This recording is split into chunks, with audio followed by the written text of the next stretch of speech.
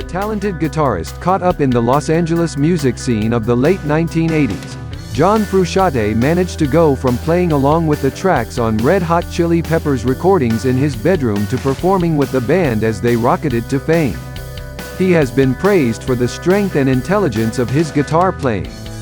As part of the Red Hot Chili Peppers, Frusciante blended in with the band's frenetic popular sound. Having branched out to solo material, Frusciante has also been able to refine his talent as a writer, guitarist and singer. Despite a 6-year hiatus from the Chili Peppers, Frusciante was able to return and recreate the band's original energy. Frusciante was born in 1970 in New York City, the son of John and Gail Frusciante. Frusciante's father was a pianist who had attended Juilliard School of Music in New York City, and later became a lawyer and judge. His mother was a singer who then settled into the role of homemaker. He spent his early years in Queens, Long Island, New York, but after his parents' divorce he moved to Tucson, Arizona, and then eventually to Santa Monica, California, where he lived with his mother and stepfather. By the age of 9, Frusciante showed a love for punk rock music. His stepfather's musical preferences ranged from Beethoven to 1950s R&B, and he was supportive of Frusciante's taste in music.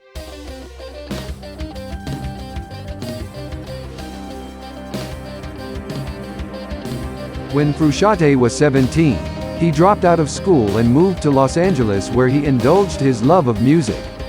He auditioned for bands and jammed with local musicians while maintaining the pretense of attending college. He even went to an audition for Frank Zappa's band, but left early for reasons he revealed to guitar player. I realized that I wanted to be a rock star, do drugs and get girls, and that I wouldn't be able to do that if I was in Zappa's band. In 1988, Frusciante stepped right into that world of rock stars, girls and drugs. He had been jamming regularly with D.H. Peligro of the band The Dead Kennedys. In his home, he had also been playing alongside recordings of his favorite Los Angeles band the Red Hot Chili Peppers. Peligro introduced Frusciante to Michael Balzeri, better known as Flea, who was the bass player for the Peppers. The three played together, and Flea recruited Frusciante to replace the Peppers' guitarist Hillel Slovak, who had recently died of a heroin overdose. Frusciante came on board as the Chili Peppers were beginning to attract a wider audience, and with Mother's Milk the band exploded onto the scene. Exposure on cable's MTV with their songs Knock Me Down About Slovak, and Higher Ground, a cover of a Stevie Wonder tune, finally pushed them into the spotlight. With their next album, Blood Sugar Sex Magic, the Chili Peppers became superstars. Despite their success and Frusciante's achievement, he began having second thoughts about a career in the music business, especially as part of an extremely popular band. In 1992, while on their world tour, Frusciante decided he no longer wanted to be a part of Chili Peppers, and quit half an hour before going on stage. The band was stunned and forced to cancel the rest of its tour. Anthony Kiedis, lead singer for the Chili Peppers, told David Fricke and Selinger of Rolling Stone, "He's one of the most deeply soulful guitar players that we've ever been connected with. Also, he's a good friend, and we had something going that was cosmic and special, and we're going to have to find that elsewhere." After leaving the band, Frusciante descended into a serious drug addiction. He battled it for more than 3 years, suffering financial and physical ruin. During that time he released 2 solo recordings, Neanderlades and Usually Just a T-Shirt and Smile from the Streets You Hold. The strange and haunting sounds of Neanderlades and Usually Just a T-Shirt were the result of combining 2 12-track sets of Frusciante's work. For his 1997 Smile from the Streets You Hold, Frusciante drew from anything he had recorded, mostly for the purpose of getting drug money. Soon afterward, in the wake of near-fatal overdose, Frusciante entered rehabilitation.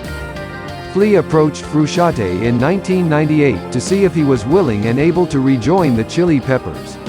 Kiedis described the reunion to Fricke.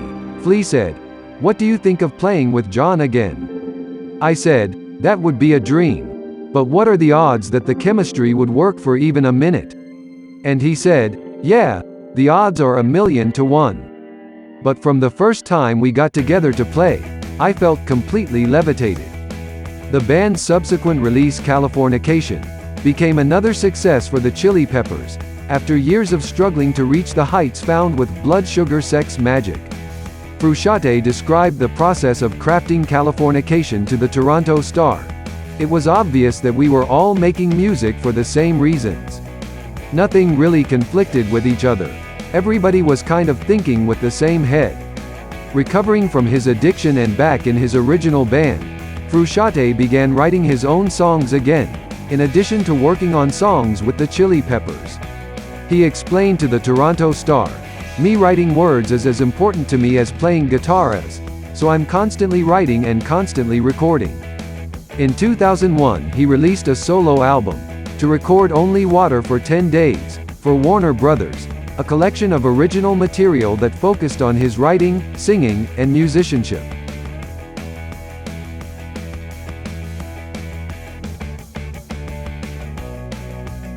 In 2004 Frusciante announced that he would release 6 albums in as many months. The first of the set, Shadows Collide with People, was described by Aidan Vaziri of the San Francisco Chronicle as gorgeously odd and frighteningly original. From there, Frusciante went on to release 5 more albums in 2004 and an additional one the following year. He collaborated with Josh Klinghoffer, a young Los Angeles producer and musician, on several of the albums.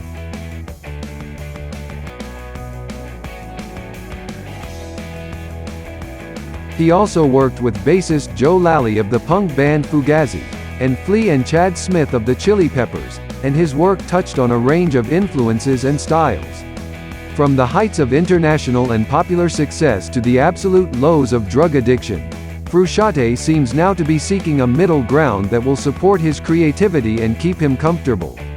He explained his focus to Burhan Wazir of the Times of London, "It's just about the music. When I'm not making it, I'm happy sitting at home listening to records. There's so many experiences to be had listening to music."